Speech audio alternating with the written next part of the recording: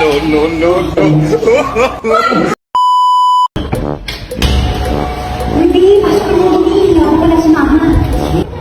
Uy, bahay nila Maring Bilin yan ah. Walang tao doon ah. Ano pa yung ginagawa nun doon?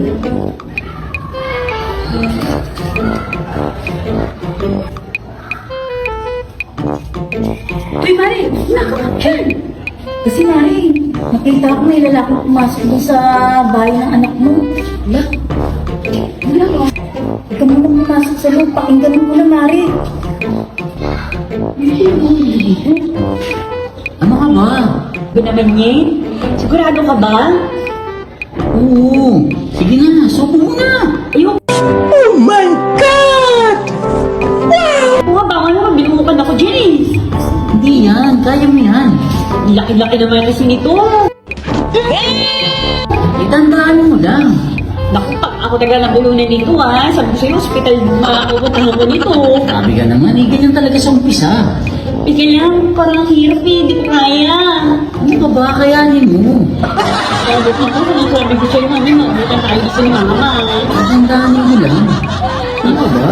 Kaya sandali, papracticing ko muna. Paano ba? Oo. Ganun ba? Tandaan.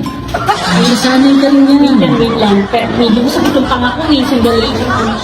Kayanin mo. Pero, ano ba yan? Tigilan na sakit ang mga umayos sa nilabunan ko saglit. Ano ka ba? Parang hirap kasi parang nanilabunan ko biglang nasasakpan ako. Kaya mo yan. Akala ko pa mahal mo ko. Ay, nakita pero yung gato kalaki hindi ko kakayanin no. Kainin mo na. Ano ka ba naman? Grabe naman kasi naman to. Pag naman ganito kalaki to. Eh, wala akong magagawa. Ganyan talaga eh. Dala ko eh. Sige na. Ang hirap naman ito.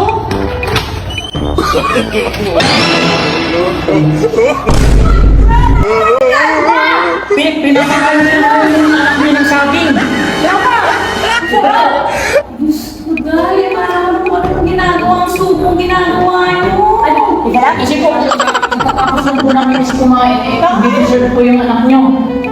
Oo. Bakit ba? Ano po ba nasa isip niyo? Narinig namin kayo dito. Pinapasubo mo yung ano sa anak ko. Ayun yung kasi ng ano.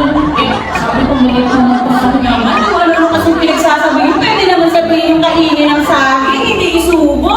Kasi naman na, ang laki-laki ng sabi na pinapasubo sa akin. Kung sumabi sa lalang ako, kasi ka yan. Nagkasama si Aling Gabi Pes. Eh, siya nakakita sa inyo ng mga dito ng mga lalaki niya. Hindi na siya nasabi na sila. Hindi natin ko pumasok sa loob eh. Yun nga eh. Tapos pinakinggan ko, ibig naririnig ko, sakong dumating yung mama niya. Eh, kung sasabi sa'yo, malagi na naniniwala kay Ate Marites eh. Eh, nasabi ko sa'yo kung ano ang pinag-iisip niyo eh. Ayaw mo ba gusto niyo? Saging